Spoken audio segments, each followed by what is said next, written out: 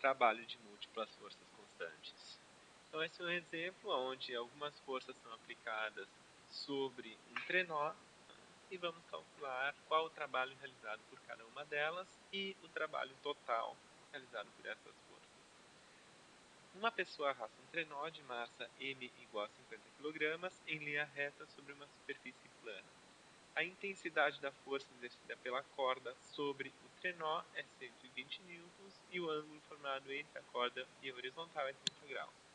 Considerando que o coeficiente de atrito cinético entre o trenó e a superfície vale 0,2, determine o trabalho realizado por cada uma das forças e o trabalho resultante sobre o trenó quando este é deslocado por uma distância d igual a 5 metros.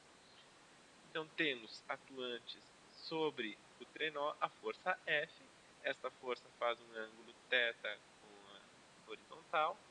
Temos também a força normal e a força de atrito cinético, que a superfície aplica sobre o trenó, e temos a força peso aplicada pela terra sobre o trenó.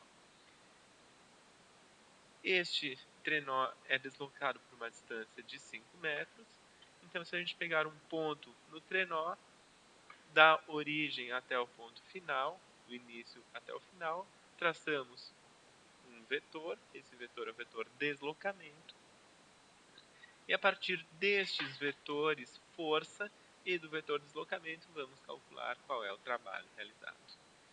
Então temos a força F constante, né?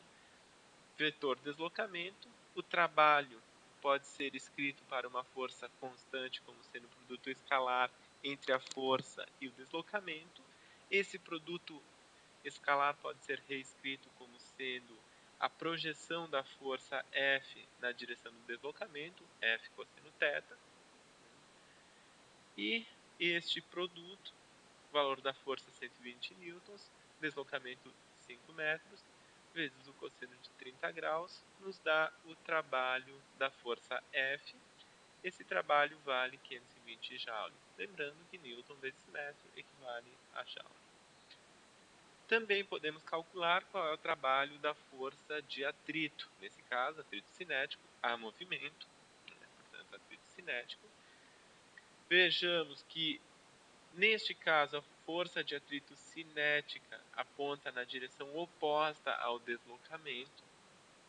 Portanto, o ângulo formado entre vetor deslocamento e vetor força de atrito é 180 graus. De novo, uma força constante, então podemos determinar o trabalho a partir do produto escalar entre esses dois vetores. Mas a gente não sabe qual é o valor da força de atrito cinética. Então, vamos determinar a partir dos dados do problema. Lembrando que força de atrito cinética vale μc vezes a normal. Nesse caso, normal não é igual ao peso, mas vai ser o peso menos a componente vertical da força F, que a corda faz sobre o trenó. Força-peso, produto M, massa, vezes intensidade do campo gravitacional. A componente aqui da força F é F seno de 30 graus, o valor da força F é 120 newtons. Fazendo essa conta, temos o valor da força normal, que é 430 newtons. A partir desse valor, voltamos para cá, conhecemos qual é o coeficiente de atrito cinético, 0,2.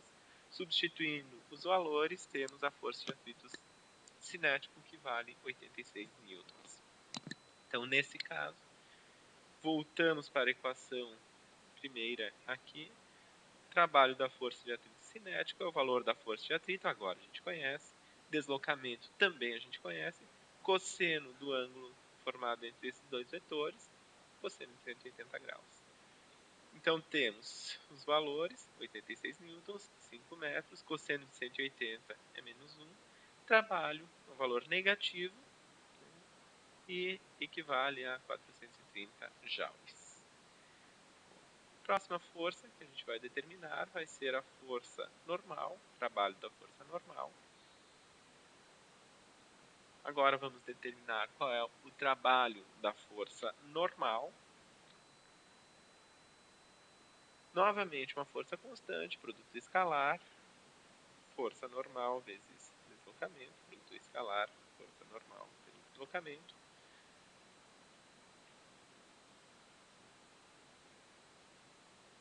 O ângulo formado entre esses dois vale